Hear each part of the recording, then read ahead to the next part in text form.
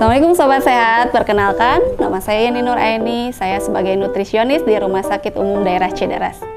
Diabetes mellitus merupakan penyakit yang prevalensinya di Indonesia masih sangat tinggi, yaitu keadaan di mana seseorang mengalami gangguan metabolisme yang ditandai dengan kadar gula darah yang sangat tinggi.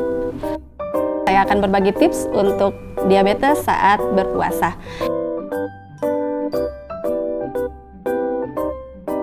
Yang pertama, berkonsultasi dengan dokter. Berkonsultasi dengan dokter ini sangat penting, di mana nanti dokter akan menilai apakah pasien ini akan diperbolehkan berpuasa atau tidak.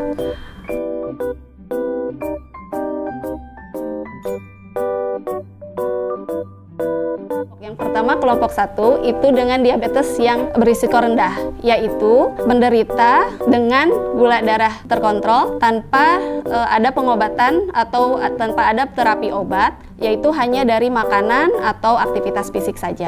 Yang kedua, kelompok 2 yaitu penderita diabetes mellitus dengan resiko tinggi, yaitu dengan gula darah terkontrol akan tetapi dengan terapi obat. Yang ketiga, itu kelompok 3 penderita diabetes mellitus dengan risiko sangat tinggi, yaitu penderita dengan gula darah yang sangat tinggi dan diharuskan dengan mengkonsumsi obat dan peraturan makanan yang baik. Yang kedua, itu cek rutin untuk gula darah. Pengecekan rutin untuk gula darah itu bisa berkonsultasi juga dengan dokter. Di antaranya, misalkan di pagi hari pada saat akan sahur, yang kedua pada saat berpuasa, yang ketiga pada saat akan berbuka, dan yang keempat itu pada saat setelah berbuka puasa. Di mana jika pada saat berpuasa gula darah kurang dari 70 dan lebih dari 300 mg per desiliter, itu pasien diperbolehkan membatalkan puasa. Yang ketiga, itu mengkonsumsi obat secara rutin, dan itu juga perlu didiskusikan dengan dokter. Dokter akan menilai apabila gula darahnya terus-terusan tinggi, mungkin dosisnya juga akan tinggi. Kemudian yang keempat, ini merupakan hal yang sangat penting, yaitu cerdas mengatur pola makan. Nah, untuk pola makan penderita diabetes pada saat berpuasa itu sama saja dengan penderita diabetes mellitus pada saat tidak berpuasa dengan menerapkan 3J. Yang pertama itu ada jumlah. Nah, untuk jumlah kalori setiap orang itu akan berbeda tergantung pada tinggi badan dan berat badan serta aktivitas fisiknya. Nah, pada saat berpuasa pun akan sama gitu ya. Untuk persentase itu sendiri, makan sahur itu ada 40%, kemudian berbuka itu ada 50%, dan kemudian setelah tarawih itu ada 10% dari total kebutuhan satu hari untuk orang tersebut. Kemudian yang kedua ada jadwalnya. Nah, untuk jadwal itu sendiri, untuk penderita diabetes mellitus pada saat tidak berpuasa kan ada makan pagi, kemudian ada makan siang, dan ada makan sore. Nah, untuk saat berpuasa kita alihkan makan paginya ke makan sahur, kemudian makan siangnya kita alihkan ke makan berbuka, kemudian untuk makan sorenya kita alihkan setelah tarawih. Nah, seperti itu. Kemudian ada jenisnya. Nah, untuk jenisnya ini sendiri harus pemilihan bahan makanannya itu harus sangat diperhatikan. Yang pertama itu dari sumber karbohidrat. Sumber karbohidrat yang bagus untuk penderita diabetes mellitus itu karbohidrat kompleks. Kenapa karbohidrat kompleks? Karena karbohidrat kompleks itu dicerna dalam tubuh dalam waktu yang lama sehingga menghasilkan energi dan dapat menahan lapar lebih lama. Untuk karbohidrat yang lain itu juga sebenarnya masih diperbolehkan, hanya saja untuk yang penderita diabetes mellitus ini untuk karbohidrat memang ada pembatasan. Ada yang kedua untuk protein hewani. Nah, protein hewani ini ada yang lemak tinggi, kemudian ada yang lemak sedang, dan ada yang lemak rendah. Yang kita pantang itu dari protein yang lemaknya tinggi. Apa saja yang lemaknya tinggi? Contoh kayak misalkan kornet, kemudian sosis, kemudian jeroan, kemudian ada daging ayam yang banyak kulitnya. Nah, itu sangat dipantang. Kemudian ada yang protein dengan lemak sedang. Nah, untuk yang lemak sedang ini masih boleh dimakan, hanya saja tidak boleh terlalu sering. Contoh kayak misalkan daging sapi, kemudian ati ayam, kemudian telurnya ada telur ayam sama telur bebek gitu.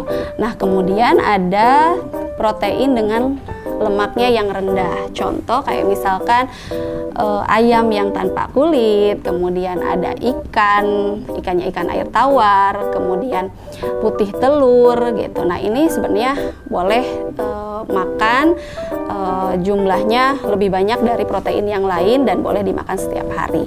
Kemudian dari protein nabati. Nah, protein nabati ini contohnya kayak misalkan tahu, tempe, serta kacang-kacangan. Untuk yang keempat itu dari sumber sayuran. Nah, untuk sayuran sendiri itu tidak banyak yang dipantang untuk yang penderita diabetes mellitus. Justru setiap harinya harus bervariasi sayur. Contoh kayak misalkan wortel, labu siam, kemudian buncis, oyong, itu setiap hari boleh gitu. Nah, kemudian untuk buah-buahan nih. Buah-buahan itu ada beberapa yang dipantang, ada beberapa yang dibatasi dan diperbolehkan setiap hari. Nah, kita bisa lihatnya dengan melihat indeks glikemik dari buah tersebut. Nah, untuk indeks glikemik ini sendiri apa sih ya indeks glikemik? Untuk indeks glikemik adalah kadar karbohidrat dalam suatu makanan yang dapat menyebabkan naiknya gula darah. Nah, untuk indeks glikemik yang rendah dari buah-buahan itu bisa dimakan setiap hari. Contoh kayak misalkan pir, apel. Nah, untuk yang contoh yang sedang ada mangga, kemudian ada anggur, dan untuk contoh yang indeks glikemiknya sangat tinggi itu ada semangka, kemudian ada lengkeng dan ada durian. Sebenarnya masih banyak untuk contoh-contoh buah-buahan, namun di sini kita carinya yang aman-amannya aja gitu. Jadi semuanya cari yang indeks glikemiknya rendah, termasuk dari sumber karbohidrat, protein, kemudian lemak yang mungkin indeks glikemiknya yang rendah. Untuk cara pemasakannya juga sangat harus diperhatikan, yaitu lebih baik dikukus, direbus, dipanggang, dibikin sayur dibandingkan dengan cara digoreng, dibakar, dan diberi santan, karena itu akan mempengaruhi untuk asupan lemaknya. Nah, kita beri contoh misalkan makan sahur. Nah, kita sediakan misalkan nasi, itu kan 40% ya. Misalkan kita sediakan nasi sesuai dengan kebutuhan, misalkan saya contohin nasi 1 centong, kemudian ada sayur sop, kemudian ada tahu. Nah, bila diperlukan ada tambahan buah, boleh. Nah, kemudian pada saat berbuka itu kita awalinya dengan air putih ya, air putih, kemudian takjilnya bisa kita dengan 1 buah atau 3 buah kurma, kemudian kita stop dulu makan, kita sholat dulu, kemudian kita makan lagi dengan porsi yang lengkap ya, kayak pas tadi sahur gitu. Misalkan makan dengan 1 centong nasi lagi, kemudian ada ikan, misalkan kemudian ada tahu atau tempe dan ada semangkuk sayur misalkan. Nah, kemudian nanti setelah tarawih kita bisa makan lagi, soalnya itu kan untuk jatah makan sore kita gitu ya. Contoh misalkan makan buah dan susu yang khusus untuk diabetesi. Nah, perlu diingat kalau misalkan untuk yang penderita diabetes mellitus itu pada saat setelah tarawih itu tidak makan makanan yang tinggi gula atau kita sebut dengan karbohidrat sederhana gitu. Soalnya kalau misalkan karbohidrat sederhana itu diserap dalam tubuh itu secara cepat, jadi dapat menaikkan gula darahnya cepat juga gitu. Jadi nanti takutnya gula darah kita akan naik gitu. Jadi pilihnya yang aman-aman aja.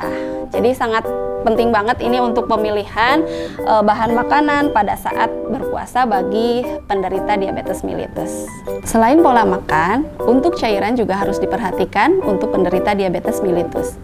Setiap orang akan berbeda kebutuhan cairannya, tergantung pada seperti pola makan tadi, aktivitas, dan tinggi badan atau berat badan orang tersebut.